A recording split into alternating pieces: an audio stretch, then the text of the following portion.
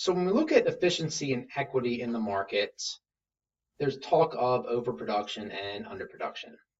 Now, one of the ways to apply this is with price ceilings and price floors.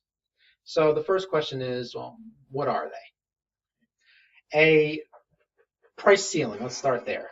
And so a price ceiling is a maximum price that can be charged. It says you cannot charge any more than this amount. Now, typically this is set below the competitive equilibrium, although some areas it may not be the case, depending on if it's a national versus a local issue. Now, this brings up market failure. Now, market failure is when we are not producing at that optimal level, when our total surplus is not maximized. So it causes this market failure because of underproduction. I'll show in a second. An example of this is New York rent control. So in New York, it's off of most units now, and now it's mostly rent stabilization, I believe it's called. But there's still some units to where if you're still the occupant when it was in there. In New York, what was happening was rents were rising so quickly that the existing residents were getting priced out of the market. And so the city stepped in and said, all right, look, if you stay in your place, if you don't move out, you can keep it at a certain rent, or it can only increase at a certain amount per month.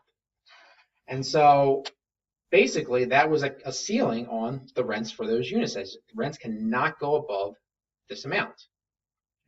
So what are the implications of rent ceilings? Let's see. So what we see with price ceilings, if we look at this here, so if we look at our equilibrium, if we mark as equilibrium, they're going to be, and the quantity is going to be QE. And so the consumer surplus, the area below demand, above the price, up to the quantity here, is going to be areas A, B, and C.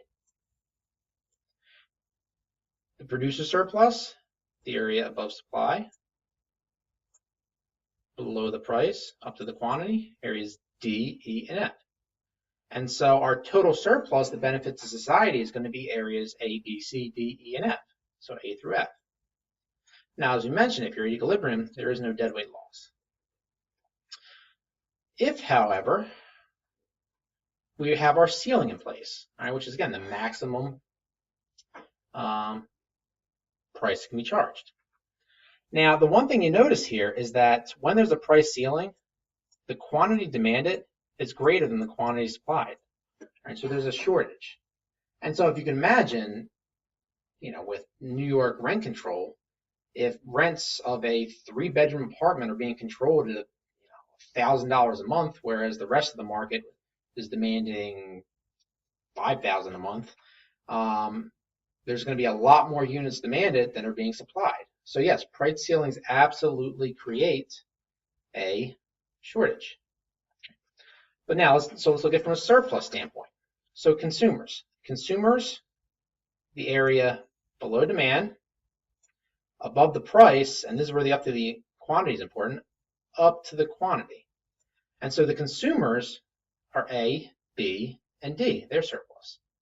Now, with a price ceiling, consumers are losing this area C because they are no longer getting these units between QC and QE,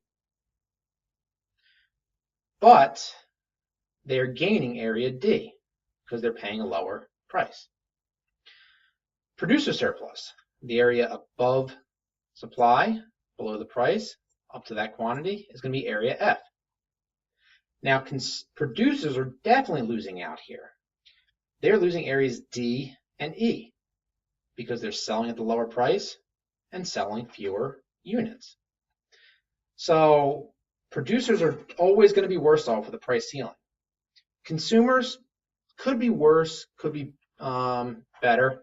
It all depends if what they're losing, this area C, is greater or less than what they're gaining, area D. But the total surplus benefit to society is going to be areas A, B, D, and F, which means that these areas C and E, which were a benefit to society, now no longer are. And so it's the deadweight loss from the underproduction. So that's a price ceiling. Now the other side of that is a price floor. A price floor is the minimum price that can be charged, and it's often set above the competitive equilibrium. This also causes a market failure from underproduction. And an example of this is minimum wage. Okay? So a minimum wage is the lowest price that can be charged or paid to a worker. Okay, so let's look at an example here. So with a price floor, right, again, we have that price which is above the equilibrium. It's saying, okay, you cannot charge or pay anywhere less than this price. So an example we talked about is with unemployment and with the minimum wage. So when we look at this, the one thing that we can point out right away is, so we have our price floor here, PF, all right, it's above our equilibrium price. What does it cause? It causes an excess supply, all right, or a surplus. So the one thing to note here is that when we talk about the labor markets, things like employees, it's switched around a little bit. And so, if you think about who demands employee labor, the firms do. Who supplies it? People do, individuals do. So it's a little bit backwards when you're looking at the goods market, the products. So the supply of workers with a minimum wage is higher than the demand for them. Anyway, so when we look at this, just as with the price ceiling, if you're at equilibrium, your consumer surplus is going to be areas A, B, and C. Producer surplus is going to be areas D, E, and F. And so the total surplus benefits society is areas A, B, C, D, E, and F. When there's a price floor, right, QF units are what are sold. Okay? Now, if there's ever a difference between quantity supply and quantity demand, the lesser of the two is what's going to be sold, unless there's some kind of trade. So at PF, QF units end up getting sold in the market. So the consumer surplus below demand, above the price, up to the quantity, is now just A. The producer surplus, the area above supply, below the price, up to the quantity, is areas B, D, and F. And so the total surplus is going to be A through F. And this area C and E is now gone. It's now lost. Okay? It's a benefit that was once with society, but now is not. So what does that mean? Who benefits and who really suffers from minimum wages? Well, let's see. The consumers are definitely worse off. Right? They had A, B, and C. Now they just have A, so they lose B and C. Now, keep in mind that with the labor market, the firms are the firms are the people who demand. Right? They're the ones who consume.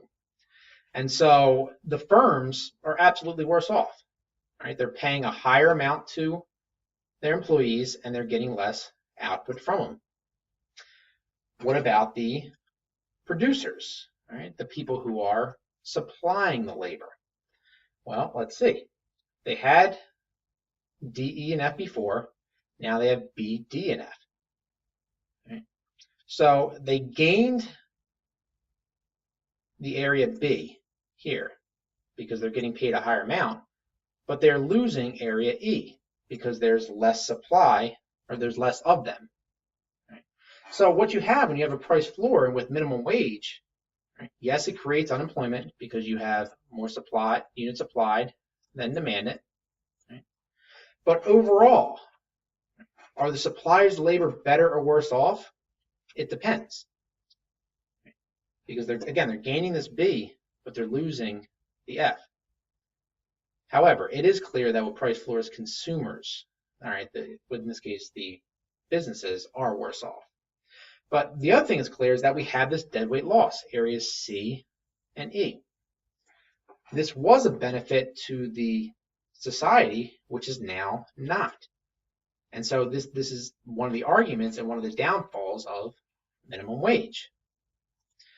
So again, when we talk about the implications of surplus, total surplus, market failure is the result of us not being at that maximum surplus level, which is where we are when we're at equilibrium.